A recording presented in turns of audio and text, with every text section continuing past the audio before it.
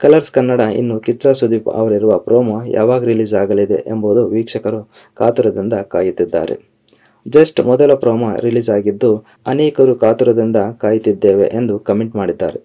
ಹೌದು, ಇನ್ನು ಇವೆಲ್ಲದರ ನಡುವೆ ಬಿಗ್ ಬಾಸ್ ಆರಂಭವಾಗುವುದಕ್ಕೆ ಮುನ್ನ ವಾರಾಂತ್ಯದ ಶೋಗಳಾದ ಗಿಚ್ಚಿಗಿಲಿಗಿಲಿ, ರಾಜಾರಾಣಿ ಸದ್ಯದಲ್ಲಿ ಮುಗಿಯಲಿದೆ. ಅದರ ನಂತರ ಅನುಬಂಧ ಅವಾರ್ಡ್ ಕಾರ್ಯಕ್ರಮ ಕೂಡ ನಡೆಯಲಿದ್ದು ಸೆಪ್ಟೆಂಬರ್ ಕೊನೆಗೆ ಅನುಬಂಧ ಅವಾರ್ಡ್ ಪ್ರಸಾರವಾಗಲಿದೆ.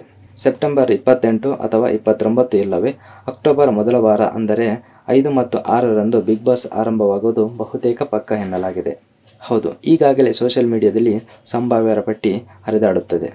ಇನ್ನು ಈ ಬಾರಿ ಶೋನಲ್ಲಿ ಯಾರೆಲ್ಲ ಇರಬಹುದು ಎಂಬ ಲೆಕ್ಕಾಚಾರದಲ್ಲಿ ಗಿಚ್ಚಿಗಿಲಿಗಿಲಿ ಖ್ಯಾತೆಯ ರಾಘವೇಂದ್ರ ಅಲಿಯಾಸ್ ರಾಗಿಣಿ, ಕರ್ನಾಟಕ ರಕ್ಷಣಾ ವೇದಿಕೆಯಲ್ಲಿ ಗುರುತಿಸಿಕೊಂಡಿರುವ ನಟಿ ಅಶ್ವಿನಿ, ನಟ ಪಂಕಜ್ ನಾರಾಯಣ್, ಗೀತಾ ಸೀರಿಯಲ್ ನಟಿ ಶರ್ಮಿತಾ ಗೌಡ, ನಟಿ ಮೋಕ್ಷಿತಾ ಪೈ, ಸೋಷಿಯಲ್ ಮೀಡಿಯಾದಲ್ಲಿ ಹೆಸರು ಮಾಡಿರುವ ವರ್ಷಾ ಕಾವೇರಿ, ನಟಿ ಗೌತಮಿ ಜಾಧವ್, ಸುಕೃತ್ ನಾಗ್, ನಟ ಚೇತನ್ ಚಂದ್ರ, ಗಿಚ್ಚಿಗಿಲಿಗಿಲಿ ಚಂದ್ರಪ್ರಭಾ, ನಟ ತ್ರಿವಿಕ್ರಮ್, ನಟ ವರುಣ್ ಆರಾಧ್ಯ, ನಟ ತರುಣ್ ಚಂದ್ರ, ಕೆಂಡ ಸಂಪಿಗೆ ನಟ ಆಕಾಶ್, ನಟಿ ಅಮಿತಾ ಸದಾಶಿವ, ನಟಿ ತನ್ವಿ ಬಾಲರಾಜ್, ಗಾಯಕಿ ಆಶಾ ಭಟ್, ಶನಿ ಸೀರಿಯಲ್ನಲ್ಲಿ ಫೇಮಸ್ ಆಗಿದ್ದ ನಟ ಸುನಿಲ್ ಸೇರಿ ಹಲವರ ಹೆಸರು ಸೋಷಿಯಲ್ ಮೀಡಿಯಾದಲ್ಲಿ ಹರಿದಾಡುತ್ತದೆ.